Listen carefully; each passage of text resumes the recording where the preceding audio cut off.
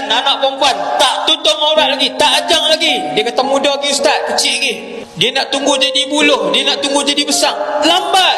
Dia mesti daripada rebung, sebelum dia keras, sebelum dia jadi acuan. Aurat mesti daripada muda, mesti daripada umur 7 juga.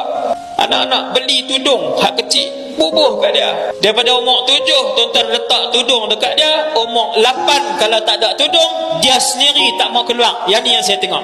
Ni bukan contoh, yang ni yang saya tengok dengan mata saya. Satu orang budak umur 7, satu orang budak perempuan umur 8, mak dia basuh tudung. Hari tu nak keluar, pergi ke mana, kenuri ke mana, tudung tak kering, dia tak mau keluar. Budak tadi, tudung tak ada. Dia tak faham pun tudung tu apa. Tapi mak ayah ajak awal. Ini mak ayah yang bijak, ajak awal, ajak awal. Satu hari dia faham, ini tuntutan dan arahan Allah, pemilik alam ini. Hasbunallah wa ni'mal wakil. Semoga Allah bagi hidayah kepada kita semua.